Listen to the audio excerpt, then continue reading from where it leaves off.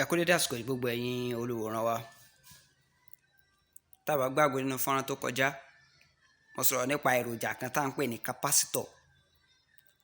Lẹ́yìn mo fẹ́ sọ̀rọ̀ nípa èròjà mìíràn tá à ń pè ní LED, táwọn olóyìnbó ń pè ní light emitting diode. Kí tó tẹ̀síwájú, mo fẹ́ dúpẹ́ lọ́wọ́ wa fún ìfẹ́ tẹ́ ní sí àwọn fọ́nrán wa àti bí ẹ ti ń ṣalábàápín ilé táwọn olóyìnbó ń pè ní subscription. A dúpẹ́ lọ́wọ́ yín gidi gan, ẹ ṣeun púpọ̀. Láláì fi àkókò wa ṣòfò, ẹ jẹ́ ká tẹ̀síwájú.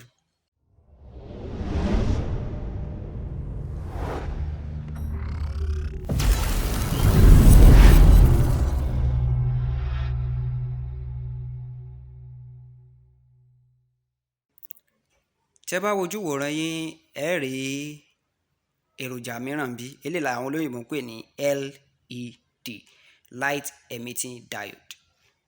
Níbo wá ní LED ti bẹ̀rẹ̀? Ó ní kankan táwọn olóyìnbó ń pè ní diode. Iṣẹ́ diode ni pé láti lè jẹ́ kí kọ́rẹ́ǹtì kó gba ojú kan kọjá, kó lọ sí ọ̀nà kan kó má padà. Iṣẹ́ diode nìyẹn. Iṣẹ́ tiẹ̀ ni láti lè dènà kọ́rẹ́ǹtì tó bá ti ń lọ síwájú kò gbọ́dọ̀ padà sẹ́yìn. Bí ojú ọ̀nà òpó kan ló gbọ́dọ̀ gbà kọjá, táwọn olóyìnbó ń pè ní allows current to flow in one direction. It allows current to flow in one direction. Ojú ibi tó gbà lọ yẹn náà ló ń gbà lọ. Tó yẹ wá bí? Ní ààrẹ láti wá yọ LED, light emitting diode. Ìtumọ̀ ni pé diode lè ó máa ń tanná. Yóò jẹ́ wa. Kí dẹ̀ ní iṣẹ́ LED ó ní pé láti lè fi hàn, láti lè sọ pé nǹkan ṣiṣẹ́ àbí nǹkan ò ṣiṣẹ́, ní táwọn olóyìnbó ń pè ní status nínú ẹ̀rọ yìí. Ó ṣe kókó gidi gan, ó ṣe kókó gan nínú ẹ̀rọ wa. Ó la fi máa mọ̀ bóyá nǹkan tá a ṣe ṣiṣẹ́ àbí kò ṣiṣẹ́. Lọ́pọ̀lọpọ̀ ìgbà tẹ́ bá tan ìwòran móhùnmáwòrán yín, ẹ rí i pé yóò tanná pupa. Tẹ́ bá ti tó bá ti bẹ̀rẹ̀ sí ní máa fi àwòrán hàn yín, ẹ rí i pé ó lè padà kó wá tan àwọ̀ ewé, eléyìí táwọn olóyìnbó ń pè ní green. Iṣẹ́ wọn nìyẹn, láti lè fi hàn ibi tẹ́ wà, eléyìí táwọn olóyìnbó ń pè ní status. Kò sí nǹkan tẹ́ fẹ́ rí tẹ́ẹ̀dì bá LED lórí ẹ̀. Àpẹẹrẹ extension tẹ́ ń lò lẹ́yìn àti socket, ẹ rí i pé iná pupa kan wà níbẹ̀. Ní adẹ̀mọ̀ pé nǹkan tí wọ́n ń pè ní àwọ̀ máa ń ní oríṣiríṣi ìtumọ̀.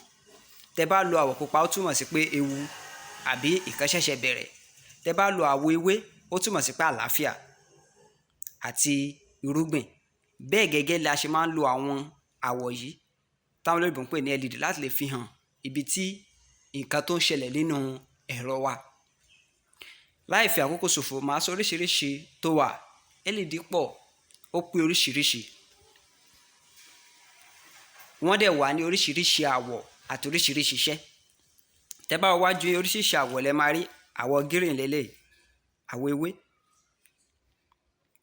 Tẹ́ bá ṣe tán, atanná green, atanná ewé ẹrẹ́lẹ̀, àwọ̀ búlù lélẹ̀. Àwọ̀ eléyìí ẹ̀rí, eléyìí tún jẹ́ eléyìí tó yàtọ̀, máa máa sọ̀rọ̀ pẹ́ eléyìí tó bá tá a tẹ̀síwájú. Ẹ wá wo eléyìí, ẹ̀rí oríṣiríṣi àwọ̀ lélẹ̀ náà. Ó ní àwọ̀ búlù, ó láwọ̀ ewé, ó láwọ̀ pupa, ṣùgbọ́n kò tóbi tó àwọn tí mo fi hàn yín lẹ́ẹ̀kan. Kò tóbi tó àwọn eléyìí. Ẹbí lè ṣe tóbi, ẹbí tiẹ̀ ṣe kéré. Ṣẹ̀rí pé ó tún wá ní oríṣiríṣi bó ṣe tóbi sí àti bó ṣe kéré sí. Èmi ní àwọ̀ pupa lélẹ́yìí, ẹ̀rí àwọ̀ funfun lélẹ́yìí. Iṣẹ́ wọn òun ni mo sọ fún wa yẹn, kán ṣáà lè fi hàn pé òkè bí ibi tí ẹ̀rọ wa dé dúró lélẹ́yìí táwọn olóyìnbó ń pè ní status. Mo wá ní àwọn LED méjì níbi tó yàtọ̀ sí gbogbo ohun tá à ń wò. Gbogbo tí mo fi hàn yín lẹ́ẹ̀kan, mo fi hàn yín pé ó ní oríṣiríṣi bó ṣe tóbi sí àti bó ti kéré sí. Bákan náà mo fi hàn pé ó tún ní oríṣiríṣi àwọ̀. Ní báyìí tẹ́ bá wo eléyìí tó wà lọ́wọ́ mi yìí, ẹ máa rí pé oríṣi méjì ni, ìkan funfun ìkan dúdú. Ṣé dúdú yìí máa ń tanná dúdú ni? Àbí ẹ̀yin rí iná dúdú rí? Ó ní iṣẹ́ tó ń ṣe, eléyìí làwọn olóyìnbó ń pè ní photodiode. Iṣẹ́ ni pé látinú ọ̀rọ̀ fọ́tò nínú físíìsì, a mọ̀ tún mọ̀ pé fọ́tò ó túmọ̀ sí ìmọ́lẹ̀. Ẹ jẹ́ fún yín lápẹẹrẹ bíi photosynthesis. Photosynthesis ní ọ̀nà tí àwọn ewéko ń gbà láti jẹun, láti pèsè oúnjẹ wọn látara ọ̀ràn. Ó lè tán pè ní photosynthesis. They manufacture their food through the sun. Ǹjẹ́ ó yé wa? Òun náà ni photodiode yìí. Diode ni. Iṣẹ́ tiẹ̀ ni pé tí eléyìí tẹ́ rí lẹ́gbẹ̀ẹ́ náà pè ní IR, infrared LED. Tí infrared bá tan náà ẹ lè rí pẹ̀lú ojú ènìyàn lásán, ṣùgbọ́n tẹ́ bá tan kámẹ́rà sí ẹ máa rí bó ṣe ń ṣiṣẹ́. Ojú yín tí ò rí yẹn photo diode á rí ń tiẹ̀. Ìjòyè wa bí ó dàbí ìgbà tẹ́lẹ̀ bá tàn eléyìí máa rí, ojú tí yín ò lè rí, kámẹ́rà ló tún lè rí. Ó dẹ̀ níbi tí wọ́n ti máa ń lò máa ń ní ìwúlò. Infrared yìí tẹ́ bá tàn ó náà máa ń lò ní àwọn night vision cameras. Ẹ wá rí pé àwọn kámẹ́rà kan wà tó bá dalẹ̀ tó kùkù bá ṣú á sì máa fi àwọn èèyàn hàn. Àwọn IR náà máa ń lò, infrared ni wọ́n. Ní báyìí eléyìí náà pè ní RGB, red grey blue LED. Bórúkọ ẹ̀ dẹ̀ ṣe tẹ́ bá wò ó ní ẹsẹ̀ mẹ́rin lẹ́ẹ̀kọ̀ọ̀kan ẹ̀ ní. Ó lẹ́sẹ̀ mẹ́rin tẹ́ bá wò dáadáa, ẹsẹ̀ mẹ́rin lẹ́ẹ̀kọ̀ọ̀kan ní. Kí dẹ̀ ní ṣe RGB? Kó tanná pupa, iná àwọ̀ ewé àti iná blue lẹ́ẹ̀kan náà. Ó dẹ̀ lè tàn lọ́tọ̀ọ̀tọ̀ tó ẹ̀ ló ṣe ní ẹsẹ̀ mẹ́rin. Àwọn máa ń ṣe àwọn kan ní common anode, common cathode. Tó bá jẹ́ common anode á jẹ́ pé gbogbo àwọn positive side ẹ̀, gbogbo àwọn positive leg ẹ̀ á connect ẹ̀ sójú kan. Ó wá máa ní ọ̀tọ̀ọ̀tọ̀ negative leg. So ìtumọ̀ ẹ̀ ni pé tẹ́ bá fẹ́ connect ẹ̀ máa mú positive yẹn máa ti bọ orí 5 volt. The other 3 legs ẹ máa fi sí ara negative. Ẹ̀dẹ̀ má gbàgbé láti lo resistor yín.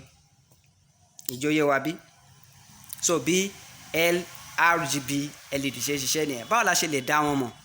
Tẹ́ bá wo LED yín, ẹsẹ̀ kan máa ń gùn jẹ́ ẹsẹ̀ kan lọ. Ẹ jẹ́ n yọ ẹyọ kan fún wa bí àpẹẹrẹ.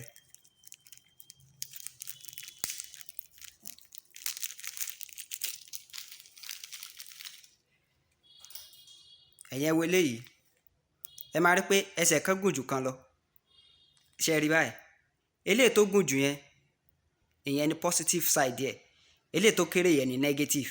Bẹ́ẹ̀ ṣe lè fojú wo nìyẹn. So a dẹ̀ máa ń pè ní anode and cathode. Òyìnbó ni anode ni positive, cathode ò ní negative. Ìtumọ̀ ẹ̀ nìyẹn. Tó bá ní anode side ẹ̀ ni tó gùn jù yẹn, cathode side ẹ̀ ni ibi tó kéré yẹn. So ọ̀nà mìíràn tẹ́ tún lè gbà mọ̀ ni ẹ̀yin jẹ́ àwọnú ẹ̀ báyìí bó ṣe rí yìí. Ẹ máa rí pé ìkan tóbi jù kan lọ, ìkan fẹ̀ jù kan lọ. Eléyìí tó fẹ̀ yẹn ni cathode, ò ní negative.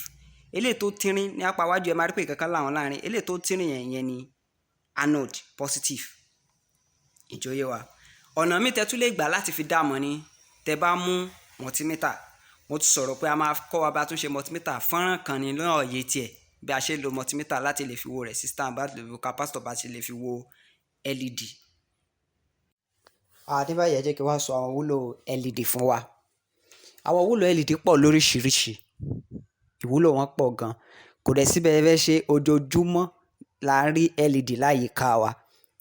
Àpẹẹrẹ tó pọ̀ jù ó ní àwọn iná tí à ń tàn nínú ilé wa. Gbogbo ọ̀pọ̀lọpọ̀ tán pè ní light energy saving bulb tá ń lò nílé wa. LED ni wọ́n fi ń ṣe wọ́n.